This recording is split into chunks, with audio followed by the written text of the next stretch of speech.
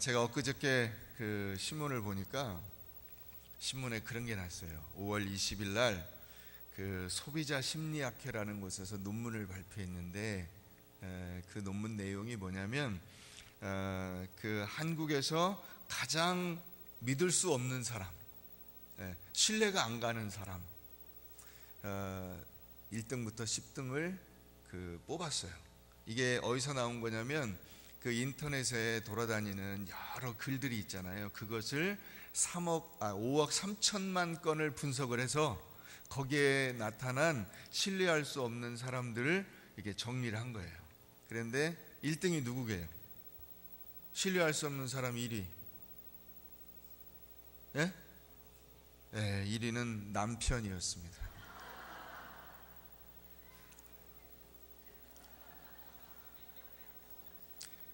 참고로 아내는 10위 안에 없었습니다. 그런데 문제는 아빠도 8위에 있다는 것입니다. 그러니까 남편은 제일 믿을 수 없는 그 순위 1등이고요. 아빠가 8등이에요. 그래서 그걸 보면 이 우리나라 이 가정에서 이 남자라고 하는 존재가 얼마나 신뢰를 받지 못하는가를 알 수가 있습니다. 함께 발표된 거짓말장이 톱10에서는 엄마가 2등을 했어요. 근데 엄마가 한 거짓말들이 뭐냐면 대학 가면 예뻐진다, 대학 가면 살 빠진다, 솔직하게 말하면 용서해 줄게 등등 이 생활 속에서 하는 그 사소한 거짓말들 때문에 아이들에게 인터넷을 많이 사용하니까 아이들에게 불신을 받게 된 것 같아요. 어쨌든 이 그 빅데이터를 조사를 해봤더니 우리나라 사회에서 점차 신뢰나 믿음이라는 단어가 사라져가고 있고, 그래서 신뢰와 믿음이 떨어져가고 있다는 것이죠. 그것이 갈수록 우리 사회의 불신이 가중되어 가고 있지 않는가, 증가하고 있지 않는가 하는 것을 그 우려 섞인 분석을 하는 것을 보았습니다. 오늘 우리가 믿음에 관해서 이야기를 하게 되는데요. 이 히브리서라고 하는 이 성경이 어떤 상황에서 쓰여졌냐면, 히브리서는 이 히브리서를 받는 그 믿음의 공동체가 복음을 수용해서 예수 믿고 난 다음에 처음에는 굉장히 생동감 있고 은혜스럽게 신앙생활을 했어요. 근데 문제는 외부의 박해가 오기 시작하는 거예요. 그래서 이 박해 때문에 그 중에 이제 믿음이 좋은 사람도 있지만 믿음이 약한 사람들이 있잖아요. 이 사람들이 박해를 받지 않는 유대인 공동체 속으로 숨어 들어가게 되는 거죠. 기독교인이다 그러면 박해를 받으니까 나는 그냥 유대교야, 이러고 유대교 속으로 들어가 버리는 거예요. 그래서 점차적으로 신앙이 흔들리고 세속화가 진행이 되고 옛날에 그 유대 신앙으로 회귀하게 되거나 아니면 헬라 문화에 동화되기를 희망하는 사람들이 늘어가기 시작하는 것입니다. 그래서 복음의 절대성을 포기하게 되고 다원주의적인 가치관을 수용하게 되며 삶의 중심에서 복음을 밀어내기 시작하는 모습들이 보이는 것이죠. 점차적으로 최종적인 우리 신앙의 목표라고 할 수 있는 하나님 안에서의 안식이라고 하는 것을 저버리게 되고 현실에 안주하면서 재림을 부인하고 심지어는 신앙을 완전히 떠나게 되는 일들이 비일비재하게 일어나게 된 것입니다. 그래서 이 히브리서 저자는 이와 같은 혼란의 근본적인 원인이 어디 있는가를 하나님 앞에서 그 계시를 받아서 이것을 회복하기 위해서 공동체가 상대화시켜 버렸던 이 절대적인 믿음과 신앙을 다시 회복하고 예수 그리스도에게로 돌아가라고 하는 권면을 우리에게 주고 있는 것입니다. 히브리서를 읽으면서 바라보는 우리나라, 우리 교회 성도들의 모습은 과연 어떠할까요? 역시 너무나도 많은 사람들이 적당히 현실과 타협하면서 신앙의 절대성을 양보하고 세속화에 물들어가는 모습을 보이고 있습니다. 가치관에 혼란을 가져와서 눈에 보이는 대로만 판단하고 현실을 더 중시하고 또 거기에 안주하려는 모습을 발견하게 되는 것입니다. 우리가 이 땅에서 나그네와 그저 지나가는 행인으로서 산다는 사실을 망각한 채 더 나은 본향을 사모하는 마음을 버린 채로 마치 이 땅에서 우리가 영원히 살 것처럼 세상에 집착하고 세상을 가지려고 하는 잘못된 마음을 보여주고 있는 것입니다. 그러므로 우리는 다시 신앙의 절대적인 대상인 예수님에게로 돌아가는 놀라운 은혜의 경험을 하게 되시기를 주의 이름으로 축원합니다. 첫째로 오늘 우리가 이 말씀을 통해서 믿음이 무엇인가를 살펴봐야 될 텐데, 믿음은 실상과 증거입니다. 무슨 말이냐? 믿음이 공허하지 않다. 믿음이 그저 공상적인 관념이 아니다. 믿음이 뜬구름 잡는 이야기가 아니다라는 것입니다. 믿음은 바라는 것들의 실상이요 보이지 않는 것들의 증거니 이랬습니다. 여기서 이 실상이라고 하는 단어가 휘포스타시스라고 하는 원어인데, 이 원어의 원래 의미가 어디서 온 거냐면, 여러분 국이라든가 어떤 음료라든가 이런 거 밑에 그 침전물이 있습니다. 가라앉은 거 혹은 건더기, 그죠? 건더기가 있어요.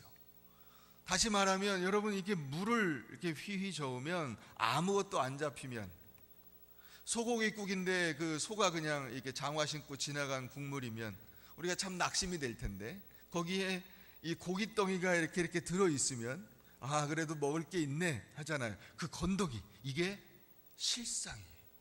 거기서 온 말이. 또 여기 증거라고 하는 말은 어떤 의미가 있냐면 문서, 보증서 이런 의미가 있어요. 여러분 이 중에 이제 없는 분도 계시겠지만은 집이나 땅이 있으시죠. 그러면 집이나 땅을 갖고 있다는 것이 어디에 나와 있어요? 집문서, 땅문서에 있습니다. 그러면 여러분 여기 지금 아파트 있으세요? 아, 예, 제 아파트에 있습니다. 뭘로 그걸 나타내 보일 수 있나요? 아파트 떼서 갖고 와야 되나요? 아니죠. 집문서를 보여주면 됩니다. 집문서는 집은 아니지만 집이 있다고 하는 실체를 우리에게 나타내주는 증거예요. 그렇죠? 땅을 떼가지고 와서 내가 이렇게 땅이 있어 할 필요가 없어요. 땅 문서를 가지고 와서 이게 내가 가지고 있는 땅이요, 그러면 되는 겁니다. 그 단어가 증거라고 하는 단어예요. 증거. 다시 말하면 믿음은 눈으로 보지 못하는 것들의 실체가 있는 것이다. 많은 사람들이 예를 들어서 나는 신앙을 가지고 있어. 그러면 이 신앙 자체에 대해서 비난하고 공격하는 사람들이 있습니다. 야, 하나님이 있으면 나도 믿겠는데 하나님이 안 보이잖아. 하나님이 있으면 나한테 좀 보여줘봐. 이렇게 말을 하는 사람들이 있을 수 있습니다. 많이 경험하셨죠? 그런 사람들이 이 당시에도 있었던 거예요. 그러니까 뭐라고 하는 겁니까? 그게 이 공허한 얘기가 아니고 실체가 있는 거야. 건더기가 있어. 눈에 분명히 보이고 잡히는 게 있어. 내가 하나님을 어디에서 가져와서 이렇게 딱 내놓을 수 없지만 거기에 증거가 있는 거야. 증거가. 이걸 우리에게 가르쳐주고 있는 것입니다. 그런 의미에서 바라는 것들의 실상이고 보이지 않는 것들의 증거인 것이죠. 믿음은 추상적인 것이 인간의 현실 속에 들어와서 손에 잡히는 확실하게 보이는 증거로 나타나는 것이다. 그러므로 사랑하는 여러분, 여러분들이 믿음을 가지고 있다는 것에 대해서 다른 사람들과 이야기할 때 담대하시기를 바랍니다. 믿음은 실체가 있는 것이며 증거가 있는 것이며 눈에 보이는 것이며 나타나는 것이며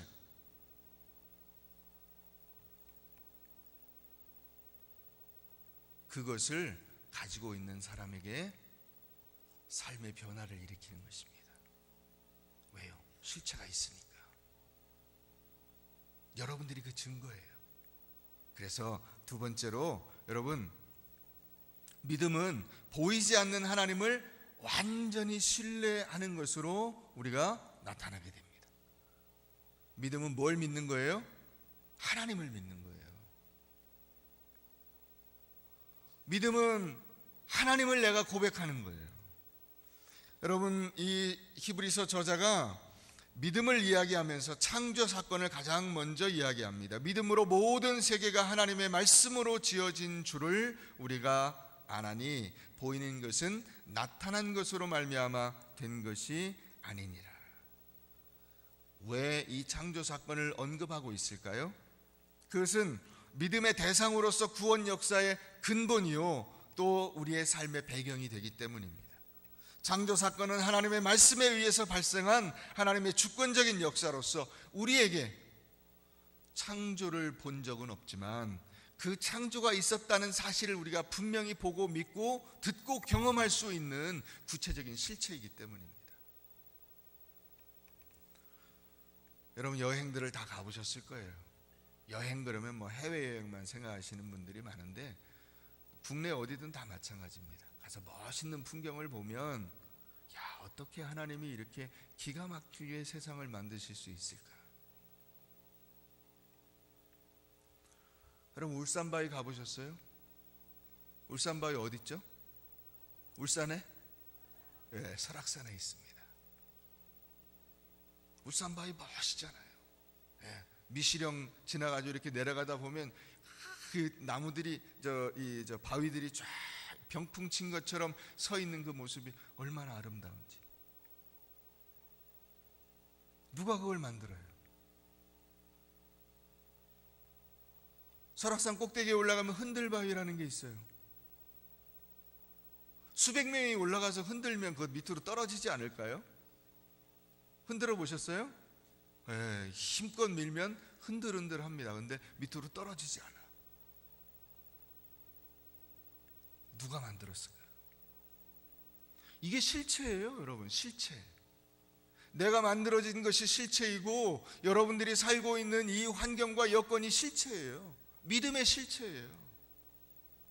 하나님은 세상을 뭘로 만드셨느냐? 말씀으로 지으셨다고 했어요. 말씀이라는 것이 눈에 보이나요? 지금 제가 지금 내뱉는 이것이, 이 말들이 보이시나요?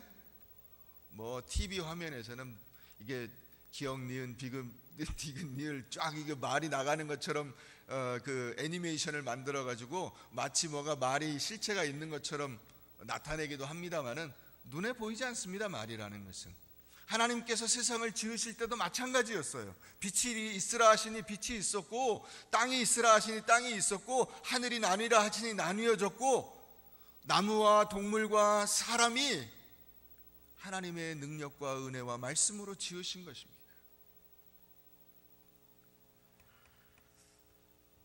믿음은 그래서 하나님을 믿는 것에서 시작하는 것입니다.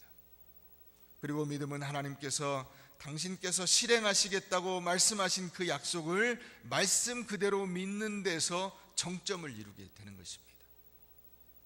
그래서 믿음의 시작은 하나님이 이 세상을 지으신 것을 내가 믿는 것에서 시작해서 그 말씀의 정점은 뭐냐면 나의 구원을 하나님이 예언하셨는데 그 예언이 나를 통해서 이루어졌다는 것을 내가 경험함으로써 클라이막스에 이르는 거예요. 아, 그렇구나. 이 하나님의 창조 역사와 구원 역사가 나에게서 나타났구나. 이게 얼마나 대단한 거예요. 믿음은 하나님과의 관계에서 필수적입니다. 왜냐하면 하나님이 계심을 믿어야 그 하나님께 나아가서 그분께서 나의 상급이 되심을 경험할 수 있기 때문입니다. 그런데 우리는 세상의 것을 상급으로 바라고 그것을 달라고 하나님 앞에 요구하지요. 어떤 사람이 교회에 기도하러 갔습니다. 근데 기도하러 가서 하나님 앞에 기도하려고 했더니 딴 사람이 와서 기도하고 있는데 엄청 시끄럽게 기도해가지고 기도를 할 수가 없는 거예요. 그리고 가만히 생각하니까 저 사람이 막 여기서 떠드는데 내가 기도하면 내 기도에 혼선이 올 것 같아. 하나님이 내 기도를 안 들어주시고 저 사람 기도를 들어줄 것 같아. 그래서 그 사람이 뭐라고 기도하나 가만히 보니까 하나님 10만 원만 주세요. 10만 원만 주세요. 하나님 10만 원이 너무 급합니다. 그러고 막 기도를 하더래요. 그래서 가서 그 사람한테 10만 원을 딱 줬어요. 그랬더니 할렐루야, 하나님 응답해 주셔서 감사합니다. 그러고 나갔어요. 그리고는 이 사람이 조용히 앉아서 두 손을 모으고 간절히 기도합니다. 하나님, 이제 제 기도를 들어주십시오.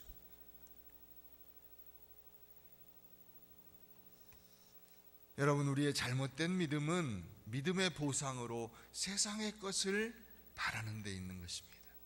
그러나 하나님은 우리에게 믿음의 보상과 상급이 세상이 아니라 바로 하나님 당신이라는 것을 가르쳐주고 있습니다. 성도에게 최고의 상급은 바로 하나님이신 것입니다. 믿음이 없이는 하나님을 기쁘시게 하지 못하나니 하나님께 나아간 자는 반드시 그가 계신 것과 자기를 찾는 자들에게 상을 주시는 분임을 믿어야 할 것이다. 이렇게 말하고 있습니다.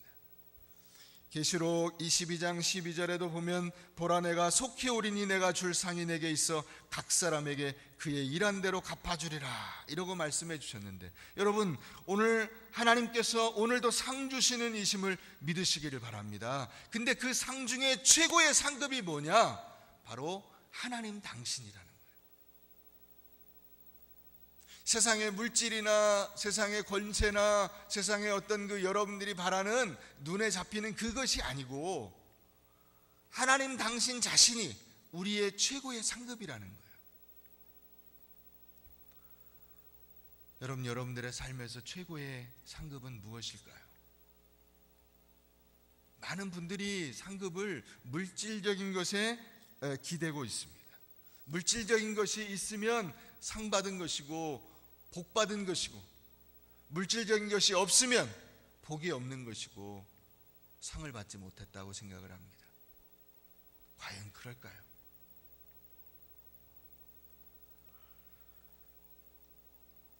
세 번째로, 이렇게 믿음으로 산 사람들이 많이 있습니다. 이런 믿음으로. 그래서 4절과 5절에 보면 아벨과 에녹을 증거로 들고 있습니다. 여러분, 구약에 이 믿음으로 산 많은 사람들이 이 히브리서 11장에 나와 있어요. 그 사람들은 다 완벽한 사람이었습니까? 아닙니다. 다 나름대로 문제가 있는 사람들입니다. 뭐 아브라함이든 모세든 다윗이든 누구든 다 문제가 있는 사람들이에요. 그런데 이 히브리서 11장에서 우리가 그 사람들을 살펴보면 전부 다 한 가지로 통일되어 있어요. 무엇입니까? 믿음의 사람들이. 그들의 삶의 구체적인 내용들을 보면 거짓말도 하고 무슨 간음도 하고 실수도 하고 잘못도 하고 나름대로 인간적인 꾀도 내고 열심히 있는 것 같지만 동시에 게으르고 여러 가지 문제점들을 가지고 있는데, 이 히브리서 11장에서 그 사람들을 한 가지 원리로 딱 정리해주고 있는 거예요. 어떤 사람으로? 믿음의 사람으로. 여러분, 우리가 세상을 산다는 것이 그런 거예요. 우리가 살아가는 그 구체적인 모습 속에서 우리는 여러 가지 실수도 하고 죄도 짓고 잘못을 범합니다. 그럼에도 불구하고 우리가 놓치지 않아야 될 한 가지 중요한 원리가 있어요. 그것은 내 삶 전체를 통해서 하나님의 말씀이 내 삶을 통해서 나타나고 하나님의 능력이 내 삶을 통해서 나타나는 믿음의 삶이어야 한다는 것입니다.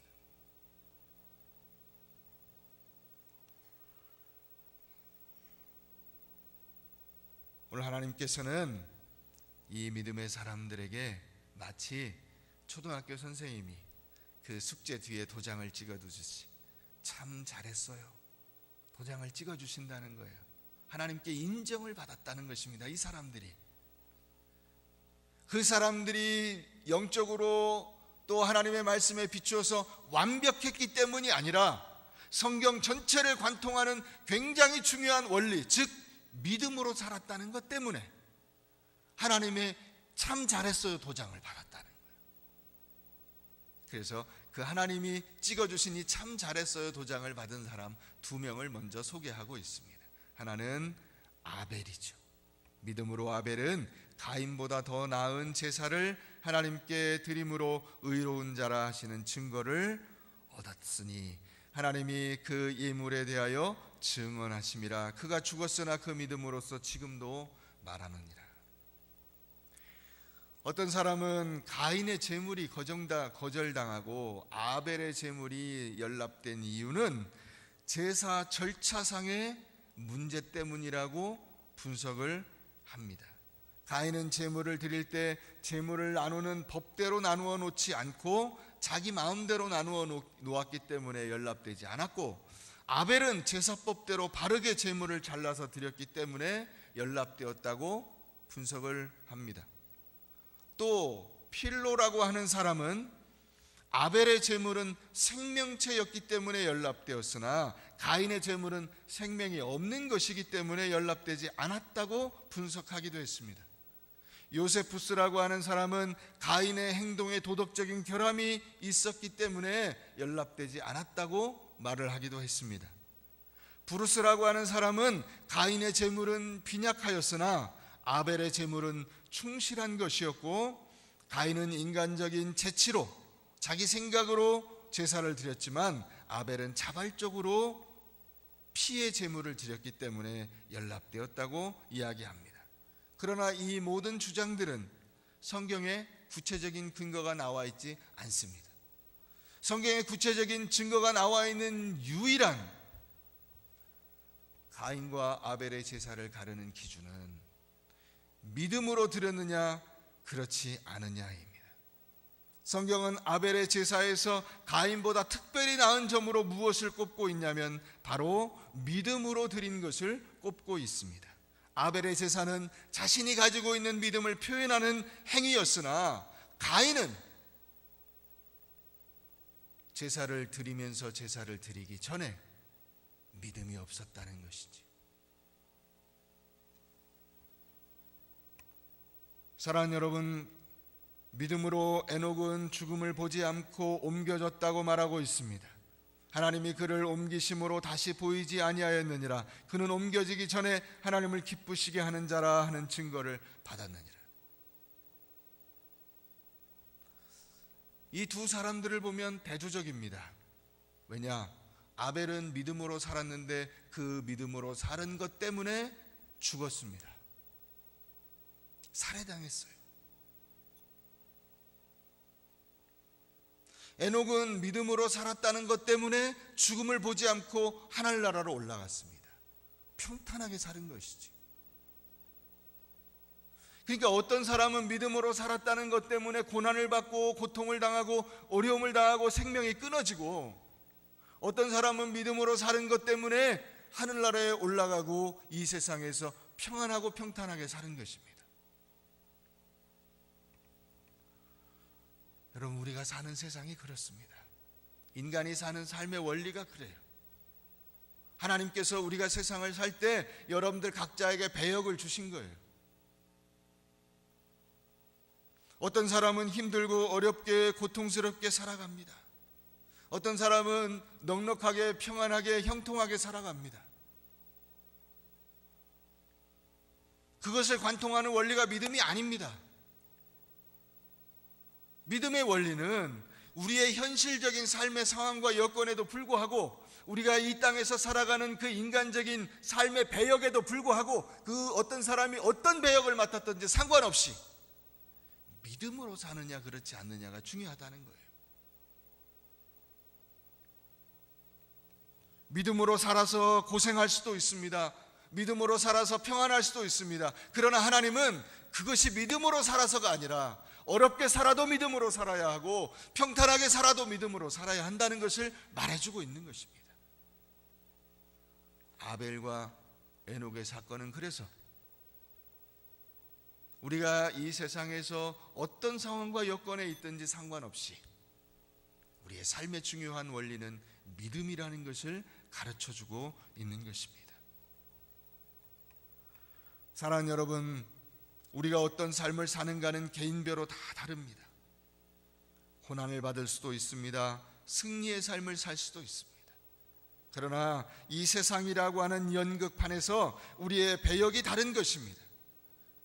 공통적으로 놓치지 말아야 할 것은 우리가 어떤 배역을 맡았더라도 그 배역을 믿음으로 감당해야 한다는 것입니다.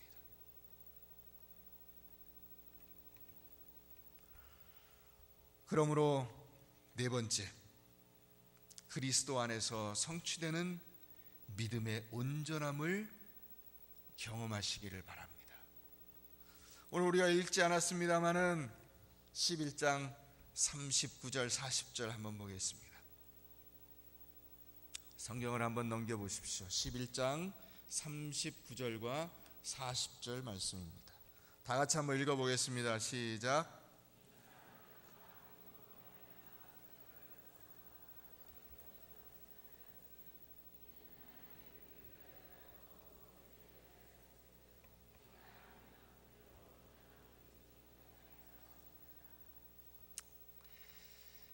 이 창세기의 순교자 아벨부터 시작해서 위대한 믿음의 영웅들에 대해서 길게 설명을 하고 난 다음에 이 39절에서 다시 1절과 2절 말씀의 내용을 반복해서 설명해 주고 있는 것이죠. 이 사람들은 다 믿음으로 말미암아 증거를 받았으나 약속된 것을 받지 못하였으니 이는 하나님이 우리를 위하여 더 좋은 것을 예비하였은즉 우리가 아니면 그들로 온전함을 이루지 못하게 하려 하심이니라. 무슨 말입니까? 여러분, 이 사람들은 약속을 받은 사람들이잖아요. 앞에 분명히 그렇게 얘기했잖아요. 하나님의 인정하심을 받았다고. 하나님이 그들을 참 잘했어요 도장을 찍어줬다고. 근데 약속을 받지 못했답니다. 무슨 말일까요? 그 사람들은 뭔가 받기는 받았지만 더 좋은 것을 못 받았답니다. 그게 뭘까요? 그것은 바로 예수 그리스도입니다. 그 사람들은 예수를 못 봤어요. 예수에 대해서 못 들었어요. 예수님을 통해서 받는 진정한 믿음의 원리, 믿음의 핵심을 경험하지 못했어요. 우리에게는 이 사람들보다 더 좋은 것을 주셨다는 거예요. 그게 무엇입니까? 바로 예수 그리스도예요. 결국 믿음의 원리라는 것은 무엇이냐면 예수를 바라보고 예수를 붙잡는 거예요. 믿음의 실체와 믿음의 증거가 뭐냐? 바로 예수 그리스도예요. 예수님이 나타난 거예요. 옛날부터 말씀으로 계속 눈에 보이지 않는 말씀으로 예언한 것이 딱 나타났는데 그게 뭐예요? 바로 예수님이에요. 믿음의 실체가, 믿음의 창조자가, 믿음의 완성자가 바로 예수 그리스도이신 것입니다.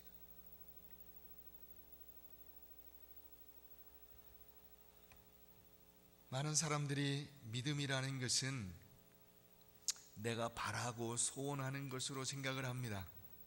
그러나 여러분, 그것은 믿음이 아닙니다. 그것은 나의 신념이고 나의 철학이고 나의 확신입니다. 내 신념과 철학과 확신은 믿음이 아니에요. 참 믿음은 하나님께서 우리에게 주신 것을 바라보고 그것이 무엇인가를 깨달아 아는 것입니다. 오늘 이 믿음장이라고 하는 히브리서 11장에서 우리에게 가르쳐주는 믿음의 핵심이 뭐냐? 그게 더 좋은 거예요. 그 더 좋은 것이 어디에 나와 있느냐? 12장 2절 말씀에 나와 있어요. 11장에 이어서 12장 1절에서 뭐라고 하냐면, 야, 우리의 믿음에 허다한 증인들이 있다. 그 증인들을 통해서 우리가 깨달아야 된다. 그 사람들이 증거하고자 했던 믿음의 실체가 무엇이냐? 바로 믿음의 주요 온전케 하시는 이인 누구를 바라봐? 예수 그리스도를 바라봐야 돼. 이걸 우리에게 알려주는 거예요.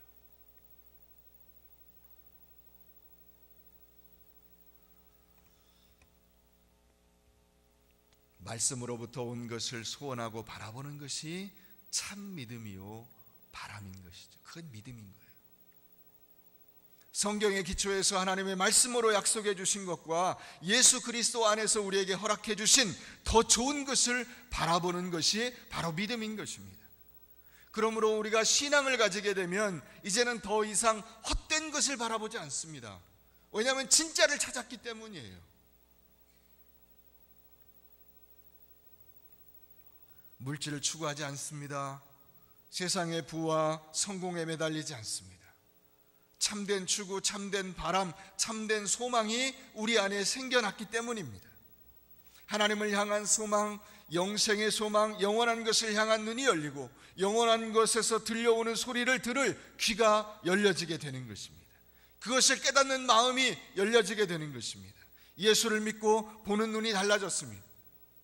땅을 바라보던 눈이 하늘을 바라보는 눈으로 변화되고 세상을 사모하던 마음이 예수를 사모하던 마음으로 변화되고 무엇을 입을까 무엇을 마실까 몸을 위하여 무엇을 입을까 염려하던 그 마음이 진정한 믿음으로 예수를 바라보고 하나님의 나라와 그 의를 바라보는 믿음으로 변화되게 되는 것입니다. 그래서 믿음이 있는 사람은 확신이 있습니다. 확신. 그 확신은 바로 예수님으로부터 오는 확신입니다. 없던 것에서 나타난 그 실체요 증거인 우리에게 하나님이 주신 땅 문서, 우리가 갈 그 진정한 본향, 저 하늘나라를 우리에게 주시는 증거, 그 예수 그리스도를 우리가 붙잡았기 때문에 확신이 있는 거예요. 믿음은 바라기만 하다가 마치는 것이 아닙니다.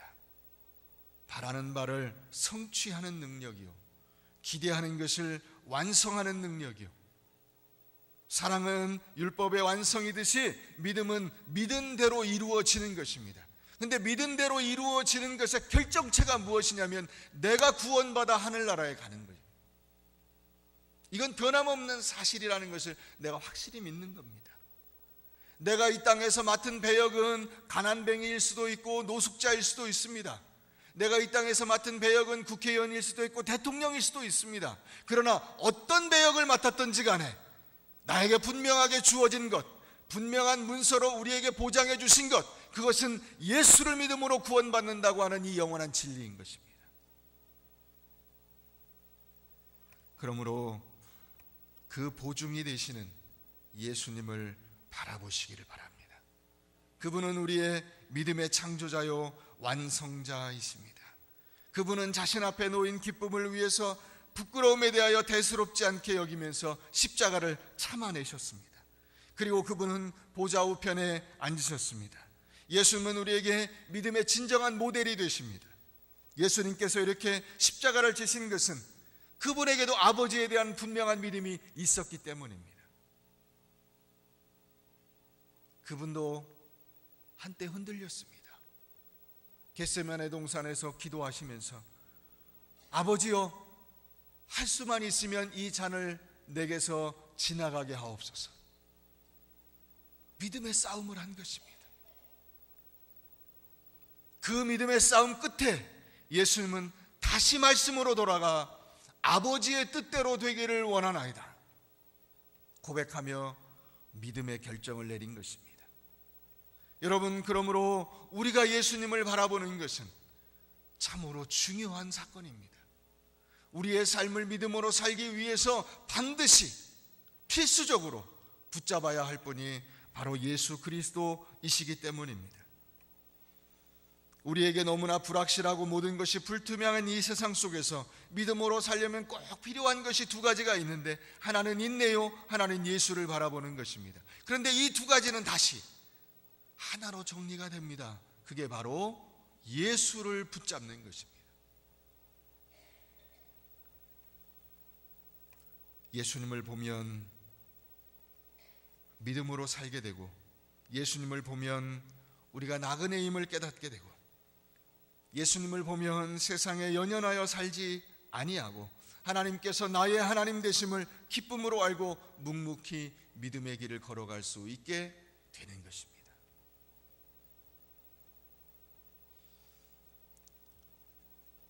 2012년에 돌아가신 아주 훌륭했던 한국인 가운데 한 사람이 강영우라고 하는 시각장애인입니다. 이 강영우 박사는 어릴 때 너무 가난한 집에서 태어났습니다. 홀어머니 밑에서 누나 밑에 장남으로, 그러니까 서열은 가정에서 두 번째인데 마지가 누나고 딸이고 자기가 아들로서 첫째였습니다. 근데 중3 때 축구하다가 축구공에 맞아서 눈이 실명되게 되었습니다. 그래서 그 충격으로 엄마가 돌아가셨어요. 그리고는 누나가 이제 자기 밑에 동생이 둘 더 있습니다. 그래서 이 세 동생을 먹여 살리기 위해서 공장에 열심히 다니긴 했는데 너무 몸이 약하고 가난한 집에서 자라서 체력이 뒷받침이 안 된 것이죠. 그래서 누나도 과로로 죽었어요. 그리고는 자기와 두 동생 3명이 남았는데 정말로 이 눈이 안 보이는 이 강영우라고 하는 소년에게는 청천벽력과 같은 아픔이 닥친 것이죠. 그래서 이 세 형제들이 다 흩어졌습니다. 고아처럼. 다행히 자기는 예수 믿고 신앙생활을 하게 되었는데 어찌어찌해서 미국으로 유학을 가게 되고 거기서 박사학위를 받아서 우리나라 사람으로는 그 당시에 최고 높은 지위에 올라갔습니다. 부시 행정부 아래에서 국가장애인권위원회 차관보 부차관을 하게 역임을 했습니다. 제가 이분을 2번을 만났습니다. 미국에 가서 있는 동안에 우연히 우리로 치면 여기 국군 수도통합병원 같은 곳에서 그분을 만나서 같이 식사를 하게 됐고요. 또 제가 전에 미시시피에서 유학을 했었는데 그 미시시피를 좀 다녀오려고 갔다 오는 도중에 그 비행기에서 만났어요. 우리 앞자리에 앉으셨더라고. 그래서 여기 어쩐 일이시냐, 어디 이제 강연 갔다 오신다고. 그래서 만나서 교제를 하고 했던 경험이 있습니다.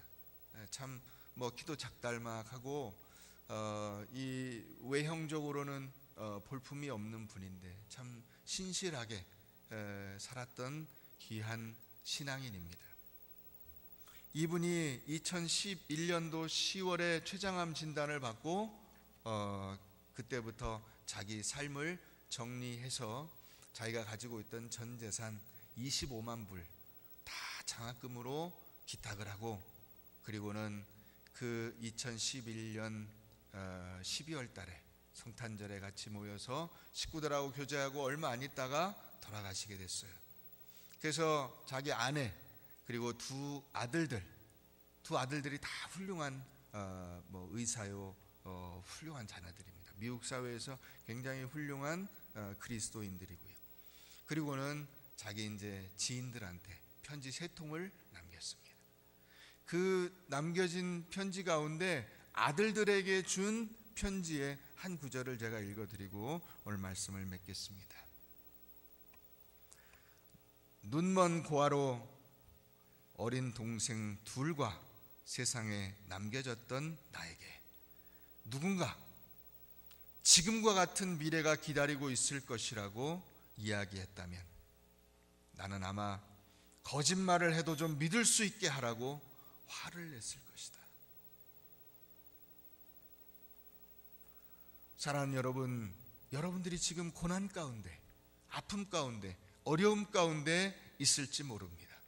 그러나 그럼에도 불구하고 여러분들이 그 곳에서, 그 고난 가운데서, 어려움 가운데서, 환난 가운데서 내 마음대로 풀리지 않는 그곳에서 십자가를 바라보면 그 너머에 있는 하나님이 주신 우리에게 약속하신 믿음으로만 바라볼 수 있는 그 기쁨을 갖게 되는 것입니다.